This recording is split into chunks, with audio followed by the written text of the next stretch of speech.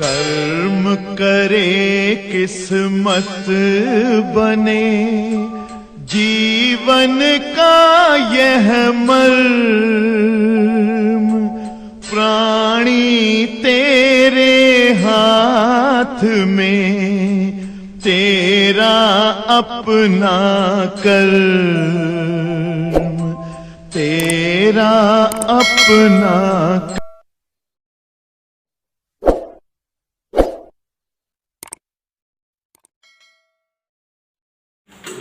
हाँ, सभी बच्चे ध्यान देंगे। देखो बेटा, सरल रेखी गति, जबकि इसके बाद वाला चैप्टर हम पढ़ाए हुए हैं सरल रेखी गति, इसका आज समापन होना है। आज ये चैप्टर समाप्त हो जाए तो हम लोग जो है नए लेसन पर डिस्कस करेंगे। और इसके बाद 2-3 लेसन बड़े महत्वपूर्ण हैं। जैसे बेटा, अगर आप पॉलिटेक्निक वगैरह के एंट्रेंस एग्जाम दो, या इलाहाबाद में एक परीक्षा होती है IERT, institute of engineering and rural technology, पूरे एशिया में एक ही विद्यालय है, और उसमें अगर आपका एडमिशन हो जाता है तो जल्दी नौकरी पा जाते हो आप। वहाँ कैंपस सिलेक्शन होता है, बच्चों का सिलेक्शन नहीं हो पाता जल्दी, तो पेपर टफ होता है, तो वहाँ हाई स्कूल स्तर तक के ही पेपर पूछे जाते हैं उसमें। लेकिन इन एग्जामों में जिनका नाम लिए, मैं सरल रेखी गति और आगे अभी चैप्टर पढ़ाऊंगा कार सामर्थ्य ऊर्जा, न्यूटन के गतिशील नियम, 9th-10th लेवल के चैप्टर हैं। इंटर से सवालें आपके एग्जाम में बनती हैं, पूछी जाती हैं। तो आज हम आपको कुछ सवालें बताएंगे जो वहाँ पूछे जाएंगे, जिनकी वहाँ पर जरूरत होगी।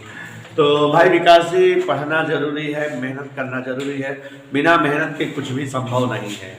तो आप पढ़िए, मेहनत करिए, ध्यान से पढ़िए, तभी अच्छे से आ सकता है और अच्छे से पढ़ सकते हो। तो देखो बेटा, इस लेसन के न्यूमेरिकल लगवाने हैं, तो सबसे पहले मैं आपको थोड़ा सा सूत्र बता रहा हूं। यहां ध्यान दीजिए। सबसे पहले, जब भी कभी प्रारंभिक वेग या शुरुआती वेग की चर्चा हो तो वेग को बेटा यूं से लिखते हैं। बाद वाली जो सवालें बोले हैं वो थोड़ा सरल है, शुरुआत में जो बोले हैं थोड़ा कठिन है। ध्यान दीजिए, प्रारंभिक वेग, जैसे कोई वस्तु जिस वेग से चलना शुरू करे, प्रारंभिक वेग यूं होता है, कुछ देर बाद जो वस्तु का वेग हो जाता है अंतिम वेग v होता है। वस्तु पर जो त्वरण लगता रहता है, जो त्वरण से वस्तु चलती है, उसको हम a से लिखते हैं। और वस्तु जितनी दूरी चलती है, वस्तु द्वारा तय दूरी s से लिखी जाती है। और आप समझ रहे हो बच्चों कि ये गति के समीकरण से रिलेटेड टॉपिक है। 3 चैप्टर में इस्तेमाल होंगे ये सब सूत्र। यहाँ से अच्छे सीख लो तो आगे आने वाले 3 चैप्टर में इनका विधिवत प्रयोग है। ध्यान दीजिए जरा, गति के समीकरण में एक समीकरण है b बराबर u प्लस at।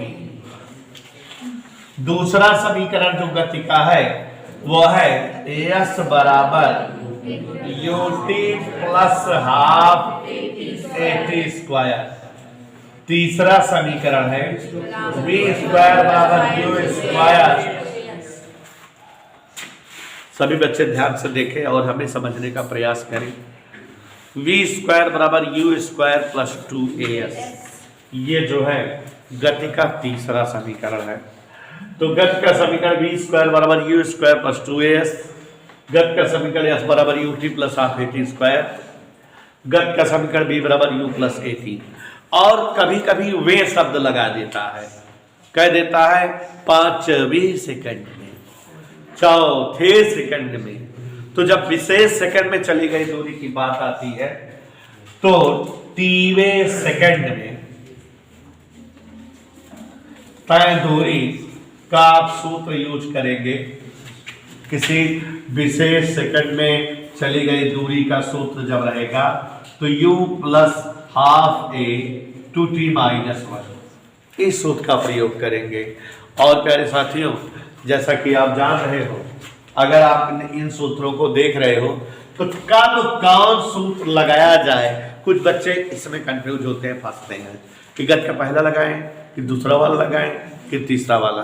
तो मुस्कुराते हुए समझिए कि यहाँ कोई टिप्स दे रहे हैं आपको, और आप उस टिप्स का इस्तेमाल करिएगा खट से आप सेटअप कर लोगे कि यहाँ कौन सा फार्मूला लगेगा। अगर कभी सवाल में टी की चर्चा ना हो, क्या न समय दे, टी माने समय, न समय दे और न समय पूछे।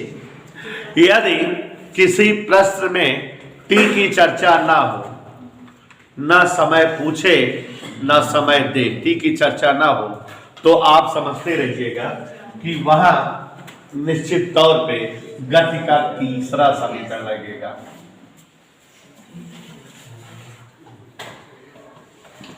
टिप्स दे रहा हूं, जब समय की चर्चा ना हो ना समय दे तो वहां पर गति का कौन सा समीकरण लगेगा? और अगर कभी भी किसी सवाल में ना तो दूरी दे ना दूरी पूछे, माने जब दूरी की चर्चा ना हो तो सौरभ जी पहला समीकरण यूज होगा, जब यश चर्चा में ना हो। और जब सवाल में अंतिम वेग ना दे और न पूछे, जब जो है वेग की चर्चा ना हो, जब वेग ना दिया रहे न वेग के बारे में पूछता रहे, तो जानते रहिए कि आपको जो है कौन सा समीकरण इस्तेमाल करना है। तो टिप्स दे दिए कि नहीं, वे शब्द रहेगा तो चौथा लगा देना।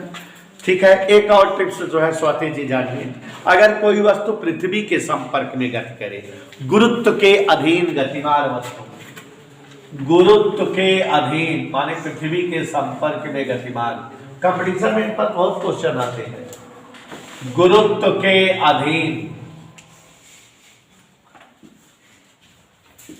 दो तरह से गति होगी, या तो वस्तु नीचे से ऊपर फेंकी जाती रहेगी या ऊपर से नीचे। तो ऊपर से नीचे गिरती हुई वस्तु, कौन वस्तु सीखा? ऊपर से नीचे गिरती हुई वस्तु।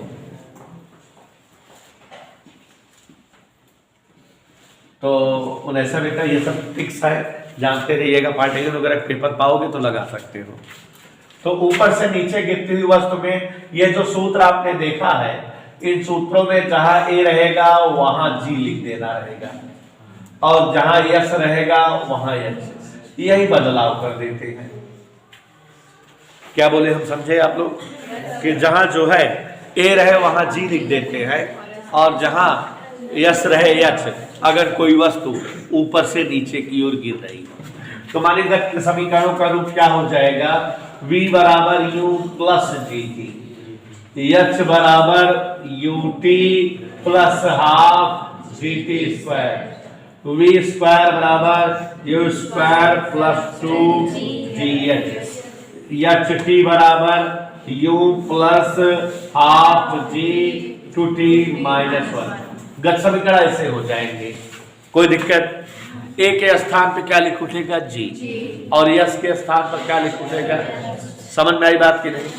अब यहां पर ध्यान से देखो जरा, अगर वस्तु नीचे से ऊपर फेंकी जा रही हो, नीचे से ऊपर अगर गति हो रही हो किसी वस्तु की, शिवांशु कहां से कहां गति हो रही है बेटा? अगर कोई वस्तु नीचे से ऊपर फेंकी जा रही है तो नीचे से ऊपर जाती हुई वस्तुओं के लिए याद रखिएगा कि ए के स्थान पे माइनस जे लिख उठेगा और यस की जगह एच ही रहेगा। ये दो बदलाव हो जाते हैं। ये सब सवाल लगाने में टिप्स रहेगी रोला डोला। तो यहाँ ए की जगह माइनस जी, यस की जगह एच हो जाता है। और अब ध्यान दीजिए, गत के समीकरण हो जाएंगे v बराबर u minus g t, h बराबर u t minus half g t square, v square बराबर u square minus 2 g h, h t बराबर u minus half g 2t minus 1। ये गति के समीकरण हो जाएंगे। तो गति के समीकरणों का रूप बदल जाएगा सृष्टि महारानी कब? जबकि वस्तु ऊपर से नीचे गिरती या नीचे से ऊपर उड़ती। तो ये ऐसे तैसे मैसे कैसे सूत्र में बदलाव हो जाएगा। तो एक और टिप्स दे रहे हैं सिफा जी कि अगर कभी कहे क्वेश्चन कि एक वस्तु स्वतंत्रता पूर्वक गिरती है, उन्हें सब बात नहीं सुन रही हो, एक वस्तु जो है सतर्क कर रहा है स्वतंत्रता पूर्वक गिरती हो,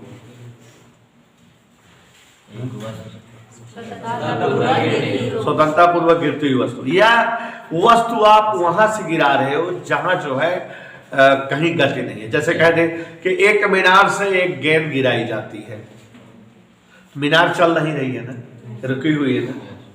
या जैसे कहे एक मकान से एक वस्तु गिराई जाती है, तो आज से जान लो वस्तु जहां से गति कराई जाती है वहां का वेग ही वस्तु का वेग होता है।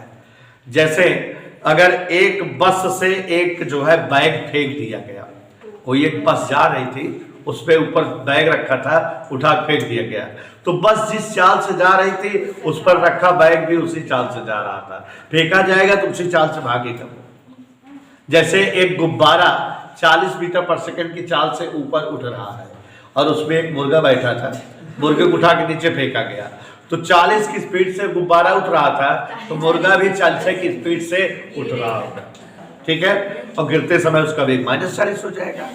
तो ये जान लो कि वस्तुएं जिस वेग से रहती है गतिमान, वहां पर से अगर कोई वस्तु फेंकी जाए तो उस वस्तु का वेग वही होता है।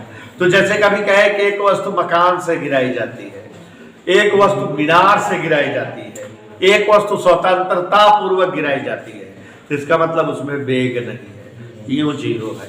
क्या जीरो है? तो यहां देखो जरा, स्वतंत्र टिप्स है यहाँ, स्वतंत्रता पूर्वक गिरती हुई, या समझ रहे हो, कहां से गिराई जाए, मीनार, मकान, घर, पहाड़, ये सब स्थिर है ना, इनमें से गिराई जाए। जहाज वहाज सुना है, ट्रेन सुना है, तो गिरती हुई वस्तु के लिए यूं जीरो हो जाता है। क्या तो अब अपने आप बताओ गति के समीकरण क्या हो जाएंगे सृष्टि? V बराबर H बराबर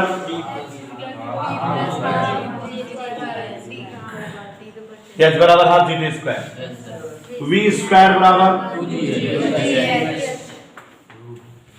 और HT बराबर माने गति के समीकरण के रूप बदल जाएंगे कि नहीं। ऐसे ही अगर कोई वस्तु नीचे से ऊपर की ओर फेंकी जा रही हो तो महत्तम ऊंचाई पर, 500 शब्द बोल रहे हैं बेटा,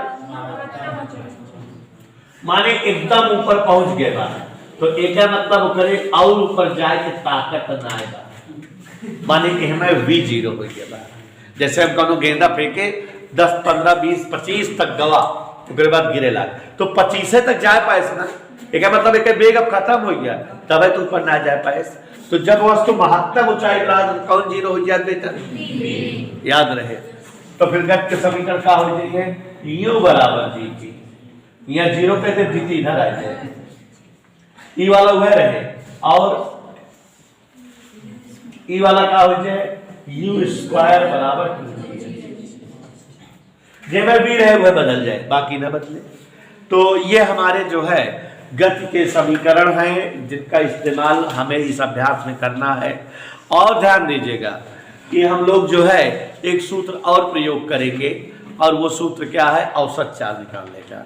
औसत चाल माने कुल चली गई दूरी बटा कुल समय। हमारी कोई वस्तु जितना दूरी चलती है और उसको इकट्ठा कर ले, जितना समय लगता है उसको इकट्ठा कर ले, सूत्र में मान रख दे कुल दूरी बटा कुल समय में, आंसर आ जाएगा। एक और सूत्र याद कर लीजिए उन्हें जी, सापेक्ष चाल या सापेक्ष वेग निकालने का। तो जब वस्तुएं एक ही दिशा में जाती हैं तो सापेक्ष चाल घटती है, और जब विपरीत दिशा में जाती है तो सापेक्ष चाल जुड़ जाती है। जैसे कहा जाए कि दो वस्तुएं V1 और V2 स्पीड से एक ही दिशा में गतिमान है, तो उनकी सापेक्ष चाल V1 माइनस V2, और जब विपरीत दिशा में जा रही है तो V1 प्लस V2। सापेक्ष चाल या सापेक्ष वेग एक ही दिशा में जब वस्तुएं एक ही दिशा में गति करें तो उनका सापेक्ष वेग v1 डिफरेंस v2 घटे, ये डिफरेंस का सिंबल है। और अगर जो है विपरीत दिशा में गति करेंगे